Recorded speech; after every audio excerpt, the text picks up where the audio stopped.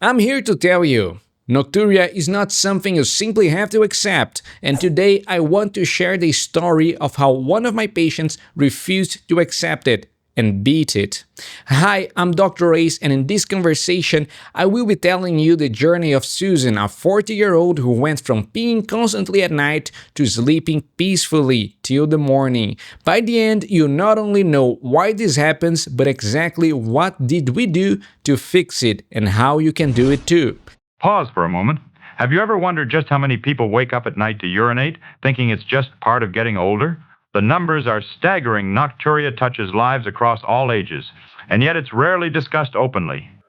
There is a way out, and if you're a man, don't go anywhere. All the information we will share about Susan will still apply to you, and I'll be giving you some specific tips for men as well.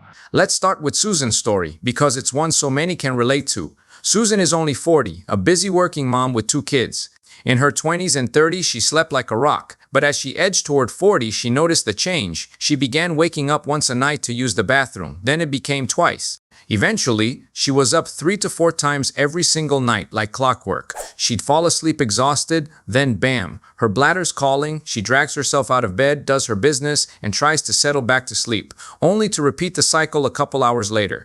This took a huge emotional and physical toll. By the time I saw her, Susan hadn't slept through the night in years. She was perpetually fatigued and irritable. "I feel like a zombie, Doc," she told me. She'd snap at her kids over little things because she was so on edge from lack of sleep. At work, she struggled to focus. Coffee was her lifeline each morning. Little did she know that might have been making things worse. Worse, she started to dread nights. She told me she'd get anxious as bedtime approached, worrying about how often she'd have to get up. It's supposed to be a time to wind down. But for Susan, it was the start of an all-night ordeal. Susan tried to fix it on her own first. She stopped drinking water after 7 p.m., hoping that would help. It barely did. She cut out caffeine after lunch. Well, except for the occasional 3 p.m. pick-me-up when she was really dragging. But the nighttime peeing continued. She even tried some herbal supplements she read about online. Corn silk tea, anyone? And an OTC bladder control pill. No luck. "I'm 40 going on 80, she joked bitterly. "Is this just my life now?" By the time she came to see me, Susan was at her breaking point. I still remember the tired eyes, the defeat in her voice. "Dr. Ace, I just want to sleep through the night like a normal person. Please tell me there's a way." I assured her there is, and the fact that she was only 40, otherwise healthy, was actually good news. It meant if we found the root cause, we could fix it. So we set out on a detective mission together. What is nocturia anyway? Simply put, it means waking up at night to urinate. Even once a night counts. Though it's especially problematic when it's 2 or more times per night, disrupting your precious sleep. But remember, nocturia isn't a disease, it's a symptom. Causes range from excess urine production at night to bladder dysfunction, to hidden issues like high blood sugar, sleep apnea, or hormonal imbalances. So when tests come back normal, don't lose hope. The triggers are hiding in plain sight. With Susan, we needed to figure out her path. We ran through her history and did some tests. I checked for a UTI, urinary tract infection. Since infections can irritate the bladder, no infection. We checked her blood work for things like diabetes or kidney issues. Her fasting blood sugar was a tad high but not diabetic. Kidneys looked fine. That slightly high blood sugar was a clue, as you'll see in a minute. I also screened her for symptoms of sleep apnea, loud snoring, daytime drowsiness, because untreated apnea at night can increase urine production by messing with a hormone called ADH, the anti-pee hormone. Thankfully, she didn't seem to have apnea. Essentially, all the big scary causes came back negative. On one hand, that was a relief, no obvious disease. But on the other hand, we still needed to find the hidden triggers of her nocturia. It was time to get systematic and fix this. I told Susan, we're going to attack this from multiple angles: lifestyle, nutrition, habits, and we will get you sleeping through the night. She was 100% on board. We made a plan together, based on solid science and a bit of trial and error, to calm down her bladder and retrain her body's clock. Our plan to end Susan's nighttime bathroom trips. I want to share the exact steps we took, because these are things anyone with nocturia can try. Most are simple, everyday changes. But when combined, they completely transform Susan's nights. Here's what we did. Step 1. Hydrate smart. Did you know your kidneys work on a circadian rhythm? They filter fluids most efficiently during the day and naturally slow down at night, all thanks to hormones like vasopressin. If you load up on fluids late, your body can't keep up. and you end up with a bursting bladder at 2 a.m. By shifting fluid intake to the first 2 to 3/3 of your day and sipping rather than gulping at night, Susan's bathroom visits dropped from 3 to 4 per night to just 1 to 2 within a week.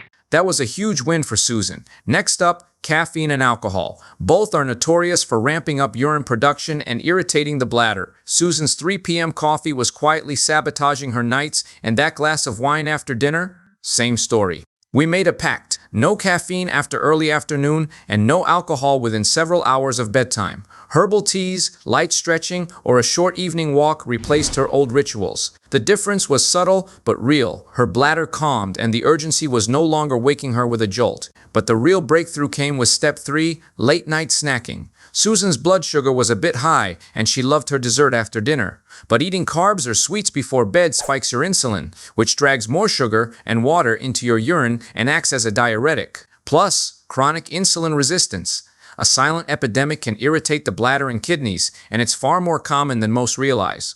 So, we set a new rule: no eating 2 hours before bed and no late snacks. If Susan needed something, we opted for berries or herbal tea, but mostly she just closed the kitchen after dinner. Within 2 weeks, she was sleeping 6 to 7 hours straight, losing weight, and her energy soared. It was a game changer. Insulin resistance is a massive hidden culprit in Nocturia. In fact, some experts believe up to 95% of nighttime peeing issues are driven by excess insulin, even in people who don't have diabetes. If your blood sugar or waistline is creeping up, chances are your bladder's feeling it too. Nighttime snacking and late dinners?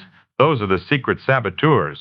Address them, and you just might unlock deeper sleep. Of course, we didn't stop there. Nutrient balance was next. Susan's vitamin D was low, and research links low D to overactive bladders and more frequent nocturia. We started her on daily vitamin D3, and I suggested a nighttime magnesium supplement, magnesium glycinate, which helps calm the bladder's smooth muscle and promotes restful sleep. It's a double win: fewer urgent trips and better quality rest. Fine-tuning salt intake was the last big lever. Too much evening sodium can make you thirsty and disrupt fluid balance, while too little can actually stress your body and make sleep worse. We ditched the chips and popcorn before bed and focused on balanced meals with moderate salt, enough to keep her body happy, but not enough to trigger late-night drinking binges. We rounded things out with gentle exercise, pelvic floor work, and better sleep hygiene, keeping the bedroom cool and dark, ditching screens before bed, all the basics. For Susan, each of these steps made a small difference, but together, they transformed her nights. Not every case of nocturia is solved this easily. Sometimes, medical intervention is needed: medications for an overactive bladder or, in men, for an enlarged prostate.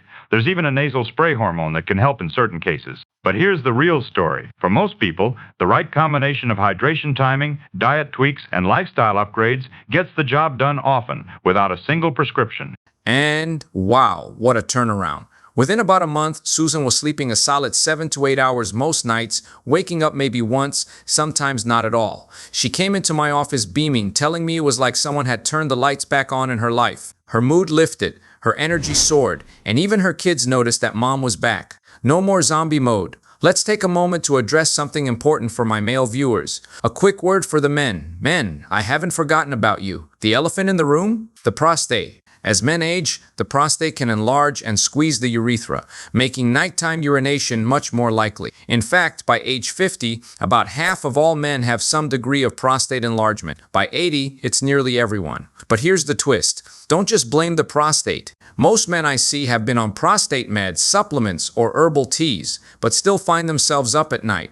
More often, insulin resistance is the real culprit. High insulin doesn't just irritate the bladder, it promotes prostate growth and inflammation, making everything worse. Science check. Insulin resistance and metabolic syndrome aren't just buzzwords. They're major players in nighttime urination for both men and women. And low testosterone? It can weaken pelvic muscles and bladder control, especially as men age. Sometimes, testosterone therapy helps both metabolism and bladder issues, but always discuss this with a professional. The foundation, though, is fixing lifestyle first. So guys, here's what to do. Follow all the steps. Susan did no late eating, limit carbs and sugars, moderate salt, move your body, get some sunlight, and supplement as needed. And yes, do your Kegels. Men have pelvic floor muscles too, and strengthening them can really help. Always empty your bladder fully before bed. If symptoms persist, check with the doctor for prostate assessment and possible meds, but don't overlook the power of lifestyle. Back to Susan's story, her transformation is the proof. Night by night, her bathroom trips vanished. She started waking up to the sun, refreshed, and rediscovered what it felt like to be energetic again. If you take one thing from her journey, let it be this: small, consistent changes are the path to big, lasting results. Imagine you sleeping through the night, no frantic sprints to the bathroom, no dragging through the day. The science is clear. Even an extra 30 minutes of sleep per night has huge effects on mood, brain power, and physical health. Better sleep. And for most people, this isn't a pipe dream. It's absolutely possible. Thank you so much for listening this far to Susan's journey. If you've had a similar struggle, I would love to hear about it. Feel free to share your story and your questions in the comments below. I will read and reply to all of the comments. And if you learned something useful today, consider liking the video and subscribing to the channel. I thank you very much for watching, and I see you in the next video. Bye-bye. This was Susan's story, but it could be yours. Sleep well and step boldly into your best days. Sweet dreams.